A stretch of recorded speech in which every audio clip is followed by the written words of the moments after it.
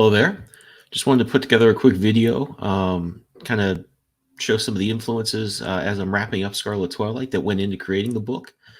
So I have a few minutes here. I'm taking a break from working on our garden outside, getting things set up, and wanted to do a quick video on the Justice Society, one of my favorite super teams. And given the time period they come from and their costumes, everything like that, a big influence on Captain Lancet and the other characters in Scarlet Twilight. So let's get into that. It's a great picture of the team with Superman, Batman added. Their classic the lineup doesn't really include them except for Wonder Woman too often, but it's always nice to see them all together. This is one of my favorite images of them of all time. One of my favorite Alex Ross paintings as well. Here's a more classic look from their adventures in the Golden Age, and this is a cover. I think this might be the first one of this layout, but I know this was generally used a lot when we see them again in the Silver Age, interacting with the Justice League and having that kind of crisis on multiple Earths crossover here. So it's kind of an iconic look. A lot to like here in terms of the costumes. I think that individually there's some cool costumes here, but when you get them all together, they look really cool in a way that is kind of unique to that team. I don't know what it is quite about them. It might just be that they left so much space for color in these old comics. Didn't get too into shading or feathering in a lot of cases, that you really got a chance to see these colors shine and be strong and bold. And, it's some of the things that we really like to see in old comics, I think. They generally appeared in All-Star Comics. They had a great logo. Love to see that. And they also would have these great designs on some of these old covers that I would try to put in imagery like this if I had type to put somewhere in my story. In Scarlet Twilight, I would always kind of try to find a way to do something like this, because they would really get ornamental in how they would set those things up in a pretty cool way. Also really love this typeface. This is, retro, obviously. It was from the 40s.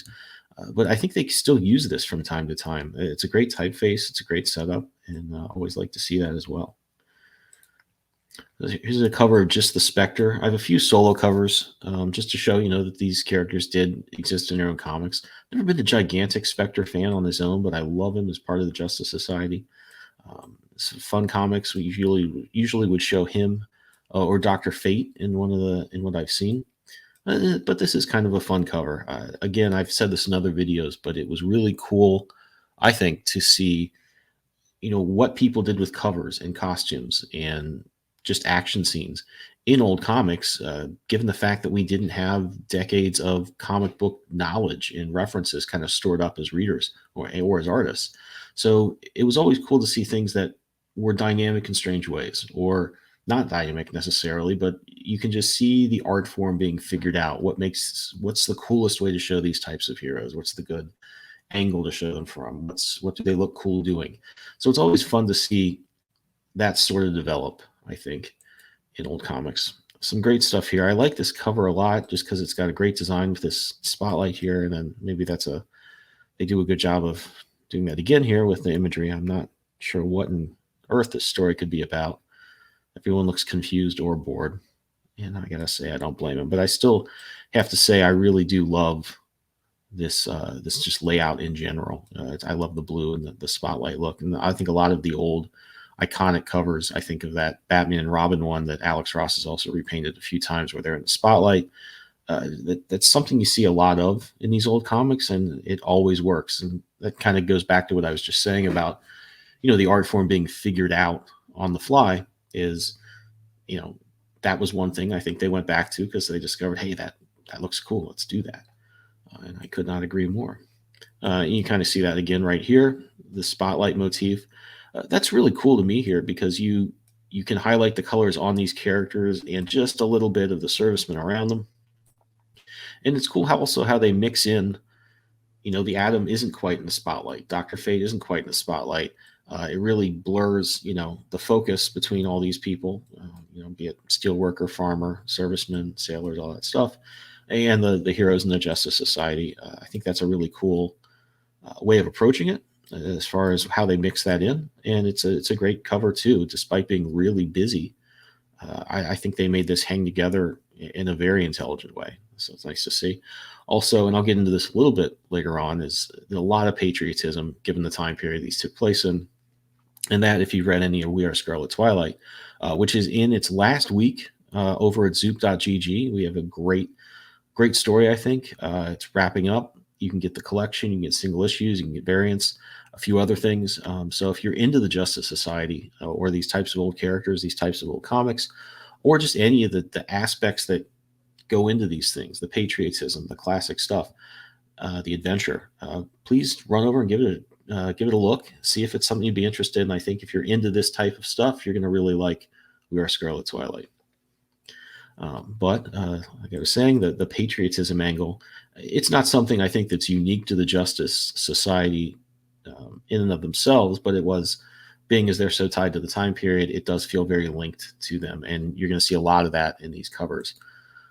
Here's one that's a little atypical in that of all the ones I really went through and found nice cover images of, not a ton of them deal with their supervillains. And you have a few, that Degaton guy, Vandal Savage. They don't quite have as deep a bench of villains as, you know, the Justice League or Batman or any of that stuff. But they have some good ones, and I think it's cool to see just a little bit of them doing what would come to be more classic superhero things, which is to say fighting supervillains. You look at a lot of these old comics, and again, this speaks to people figuring out the art form. They'd fight natural disasters. Captain Marvel would get into things where he would be fighting, you know, just the idea of some problem in the world, and instead of a supervillain sometimes. And while I do kind of like to see the supervillain versus superhero story, and I think that's kind of what won out in the battle to sort of figure out what people wanted to see in these comics, you do have to appreciate the creativity. When a writer sat down back in the day with this new thing called a superhero, said, okay, what do people want to see this guy do? That's definitely something when I'm sitting down to write my stories, and Scarlet Twilight in particular, you know, I would sit and look at the things I was going to cover, the ideas I was going to use as themes in the story, and would say, all right, what do we do with this? What's the most satisfying way for this to appear in the story? For how long should it be there? When should the questions be raised? When should the answers come? And I think you see a lot of that when you read these old comics. They are figuring out what to do with these cool looking things that they kind of just got to start playing with. It's another one. This is one of my favorite covers. I love the eagle here, the patriotism, the colors, the globe. It's a great framing element. I'm always a sucker for these types of bars of color and type on parts of the comics. I love that they've kind of gone through and made this red, white, and blue for this issue. And one thing I think I see a lot of in these Justice Society covers, sometimes the idea behind these covers, if you sat down and thought, all right, I only got a third of the page, the logo is going to be huge, the bottom's going to be taken up. We have a lot of ideas and characters to fit in. A lot of these covers still work, and I think that just kind of is a byproduct of how great these characters look and how great they look together. Green is not something you see a ton of in superhero comics. They lean really hard into that. Dr. Midnight's got green on him. Johnny Thunder, the Spectre, obviously. And it just kind of works. Starman has it. I think that's kind of one of the things that, you know, when you have a superhero team, you can kind of have everyone match, like X Factor in the 90s or something like that. Or you can have something that they're just all over the place and you sort of live with it. The Justice Society, the classic lineup, sort of exists somewhere in between that, I think. They do really seem, probably by accident, but it worked out, to look very good as a team together. And here's another example of that. And again, a lot of patriotism, a lot of stuff like that. Great to see. And you know, sometimes these drawings were really crude. And like I said, these characters look so good, you almost can't mess them up. They look great. Oh, sidebar here. Almost every one of the back covers of these has this, an ad for this. It's the classic one from A Christmas Story. I can see why it was so exciting to maybe get this. They certainly make it look like a lot of fun. A fun sidebar, when we were cleaning out our house, we found one of these from about this time period in the basement, the rafters in the basement. So we have one of those we trying to figure out what to do with. See, it might be pretty rare given the time period. But I think it is about the year that the one in Christmas Story would have been featured. So just a fun aside there. Here's one of the only bits of original art I was able to find of the Atom fighting someone. Some cool stuff here. Again, you know, very simple stuff, not a ton of feathering, but It's rare to get such a nice up close look at artwork from the period, especially when it's not perfect. Stuff like Alex Raymond, you can see a lot of it because people knew it was awesome and they kept it. It's great to see stuff that's a little cruder, but to get such a great look at it. So, some great stuff here. Love the lettering. Love these small sound effects. Some whiteout, things like that. Always cool to see. This is a great cartoon face and brilliant stuff. And I do like the feathering here on the Atom in the foreground. Another cool cover. Again, great use of color. You almost hate to think that this wasn't, I think mentally I've sort of edited Captain Marvel, the classic Captain Marvel, into the Justice Society, but they were different companies, of course, at the time. And when you see this, you almost think, oh my gosh, he's got to turn up in this one, doesn't he? But alas, he was not there. Fun sidebar. Sometimes they draw the Adams belt and sometimes they don't. I can sympathize with this a little bit, given that Captain Lancet has the same belt, and it is a pain to draw. I hate doing it. I might change it for the sequel. I don't know. It looks cool enough that I think I might be forced to just live with it and figure out how to draw the darn thing. But when I see that belt sort of disappear from time to time on the Atom, I can certainly understand why. Another cool cover here with just Dr. Fate. I really like this one for the color. I love this old machinery. That stuff looks so cool. It was a great thing that puts you in the period. Great use of silhouette. It gives you some cool detail. You see this a lot in the older comics, and it's always fun to see. Also a little confused as to why somebody with the powers of Dr. Fate would need to throw an item at a bad guy. But I guess you got to mix things up from time to time. It might be fun. I don't know. Another cool one here with a more interesting framing device here on the cover. Great stuff. Again, pretty crude drawings. Still look great. All good stuff here. I'm not sure. I think this is Johnny Thunder. He might have enlisted at some point during the war, which would have been pretty cool. Here's another interesting one. I liked this a lot because this is an example, I think, again, of what I was saying about they were figuring out the art form. This is a great cover in terms of the story it implies. They've obviously lost. They're trying to get a message maybe to the past or the future. It's semi-apocalyptic looking here. I don't think I've seen a lot of this in covers of the time. So this was a really interesting thing to see, just given that they were really trying to sell this story. I mean, this would have been hard to resist if I saw it on the newsstand, given the other things that were generally pictured on covers at the time. A lot of great story here. Another good one here, and this is kind of an example of what I was saying, where because sometimes you'd see things like this. This might have been a great comic. I'm going to have to track it down to be sure. I'm a little intrigued as to why they're doing this and why Hawkman is a ghost, but I also have to say this does not leap off the shelves necessarily. Look at how unhappy Starman is. I do not blame him one bit. Dr. Midnight probably not too interested either. The Atom has clearly got better things to do. Johnny Thunder and the Spectre seem to be very into it, though, so it takes all kinds, I guess. Another great one here. A good trope you'd see in these old comics is they would generally get separated and have to come back together. I think that was a good plot structure to use for these teams. Some great stuff here. I love this little inset bug that keep applying. Cool stuff there. Again, I also really like this typeface that you see on Featuring. You see really nice type on some of these books back in the day. And this cover's a little atypical in that there's a lot of shading, and you can already see it muddies up the characters quite a bit. I think that when you look at the Justice Society, I think you probably want to leave that. I think they look best when the artist leaves them really open for color, gets the shadows minimally covered, not too much feathering. Because these characters, for some reason, when they're together, like I say, really leap off the page if you let that color work.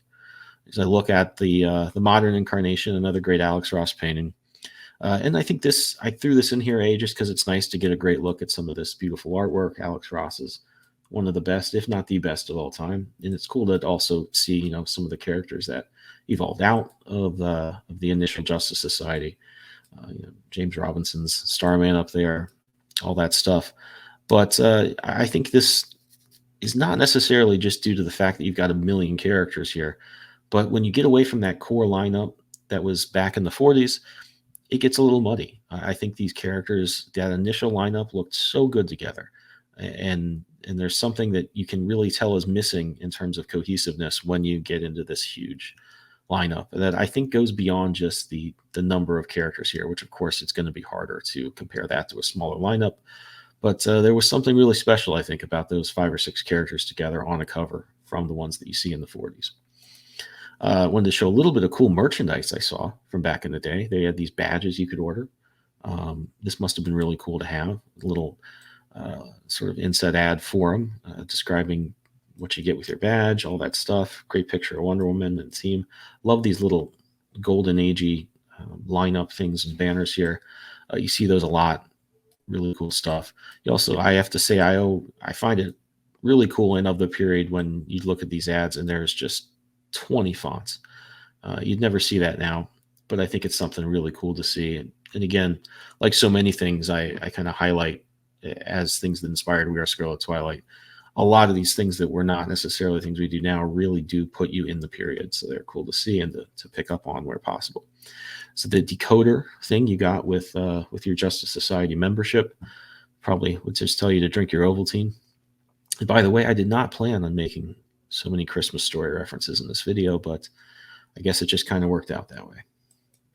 There's some more stuff here. And the instructions, really, this must have been a cool thing to play with. I love to see this type of stuff whenever I can. They were really creative in, widening the experience you could get from these characters in the comics. So another great look at that. In the metal one, they had the patch one. And then this is the thing you got in the mail. Really cool stuff. I might try and do something like this as a add-on or stretch goal of some kind for the sequel to Scarlet Twilight, because I'm going to try to be even more into the time period than I was initially on the first We Are Scarlet Twilight story that's wrapping up on Zoop right now. But really cool stuff to see here, and I just love the writing here. They really lean into the patriotism. It's great to see, all this stuff here. No matter who you are, we want to fight enemy propaganda. You could almost see some of this stuff being written now in a very different way. I love the earnestness you see here, and it's something when you talk about how it influences different comics in my comic. I had a lot of things I wanted to get into the story that harken back to that. I wanted to have a character give almost a speech. So one time I would sit down and write that out. I'd be like, this is too long. It's a little bit too in earnest or on the nose. And I'd go back to things like these old comics and think like, no, if anything, I probably need to put more in there. They did not shy away from any of that stuff at all. And it really puts you, like I said, in the time period. It's fun to see. It feels right. I like to see that stuff a lot. So very cool things to see. Hope you liked this look at the Justice Society. This is another one of my favorite covers. Again, they leave it open for color. Great stuff. And like Hawkman, I'm going to need to get back out there and get my garden ready. So I'm going to leave you with the trailer for We Are Scarlet Twilight, issue 4. If you haven't checked it out yet, please head over to zoop.gg, and I'm going to have the link in the description below. Check that out. If you're a Justice Society fan, if you like these old characters, Batman the Animated Series, Flash Gordon, The Shadow, all that old stuff, I think you're really going to like We Are Scarlet Twilight. So please give it a look.